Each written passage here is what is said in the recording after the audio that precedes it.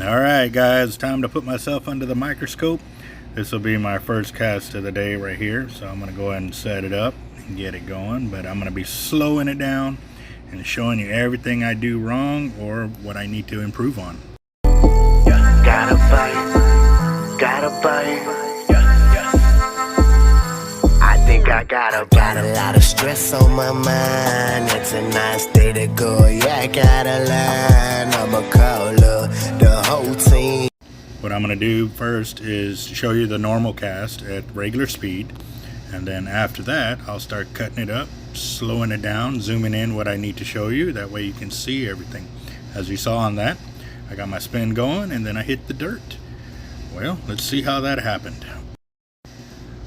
The way I start my cast is I send the weight out and I start getting it to go into a counterclockwise circular pattern. The reason for this is because I want to pull that surf weight behind me. Right there is where you see the rod load up. This is the part where I was talking about. See how the rod tip is already bowing and it already starts to bend? That's part of the load up to get it to go forward right here. However, I dropped something and it made the weight hit the ground. Let's find that. Looking at the original bend, the weight was up and back behind me. That's what made that tip bow in the fashion it did. It was bowed to where the tip was pointed upwards, and that's when the problem actually started. As I started to move forward on the cast and swing around, my right arm is bent a little bit, and that's one of the biggest things you got to learn to control, is that right arm. When you're doing this cast, you need to keep your arms as straight as possible to ensure that you don't get what they call T-Rex arms on. That's what they were calling people, T-Rexes, when they drop their elbows. When you drop your elbow like that, it will certainly pretty much bring that weight to the ground, and you're going to hit the floor, and it's going to mess up your cast like it did for me here. Also, my left arm, you can see how it's flexed a little bit as well. That is something that can also contribute to the dropping of the weight during the cast. We're sitting here trying to load up everything we can, but keeping our arms as strong as they can. This is something you're definitely going to have to practice on to keep your arms straight. That way you can finish off clean. One of the things I did also see was I almost came up off my feet with putting as much power from my upper body into it, as well as going from the crouch position from when I started the cast to where I am now. This is telling me that I might have to spread my legs just a hair more, so that way I stay grounded throughout the start of the cast all the way to the end. As I transition my body weight from my right leg to my left leg, that way I'm leaning into the cast as I continue to go forward.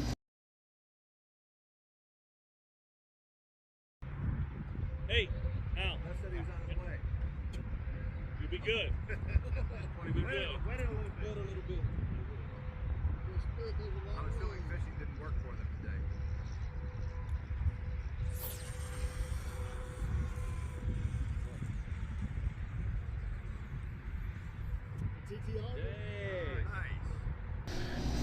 Alright, here we go. Let's go and break this cast down. Let's see what I do differently on this one. As y'all saw on the first one, when I was rocking the weight back behind me to start my circular motion, I had the weight tip, or the weight to the tip, very high. So I kind of noticed that, and I'm trying to prevent that on this cast. Let's see what it looks like when I start my cast. Right here when my left leg moves, I'm starting to move, and it looks a lot more level on that one.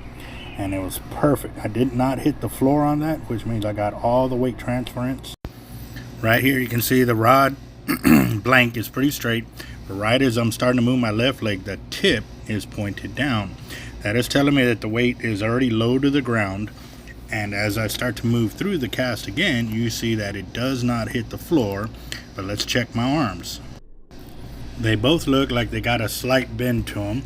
Obviously my arms are not going to be perfectly straight, but that's still a lot better than the other cast where I was closer to a 90-degree angle, and these I'm probably sitting at about a bill 20 on the degrees of my arms being extended out. And then the follow through of the cast, tucking it down to my left hip and right arm straight up, and do not bring that rod tip down. That's another important deal of closing out your cast. You see how the rod tip is pointed straight up? where I ended my cast, that was something that Big Dan was telling me, was that when I cast out and I'm through with my cast, do not pull that rod tip down toward the ground. You want to keep it in the same angle that you finished off your cast.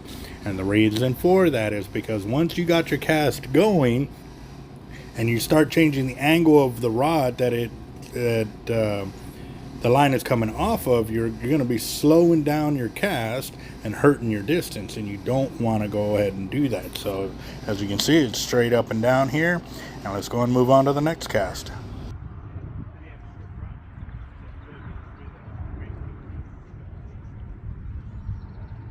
Nick, they're catching on the pompano out there.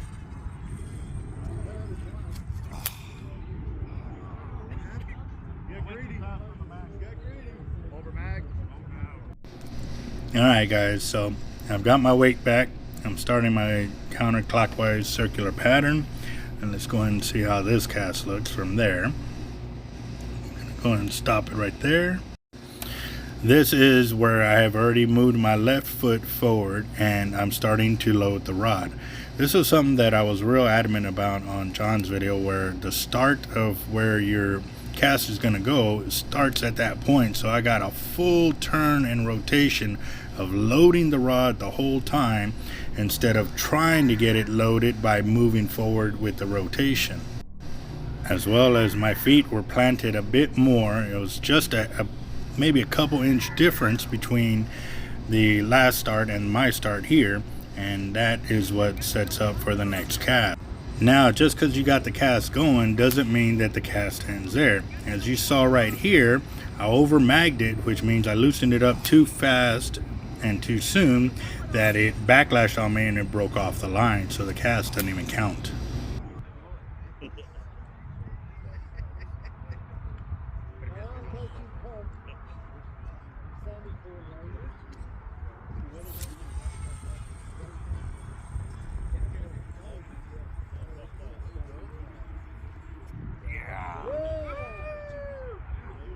Alright, so you saw me celebrate that cast, so obviously a bunch of things went right. Let's go ahead and slow it down and let's see how it all worked out and came together.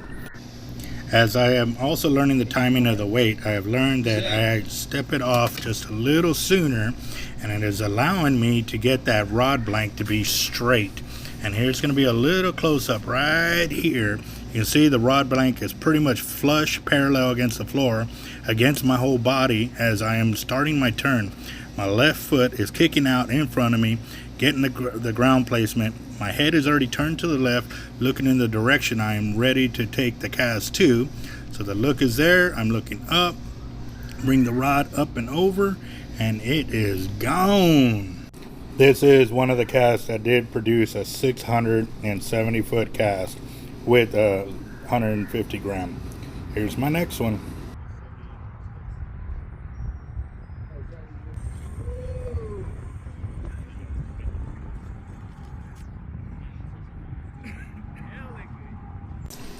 One of the things I did see on this is that I noticed my footing. I'm still on my tippy toes, and as I was watching some of the other guys when they were casting, their footing was sure-footed.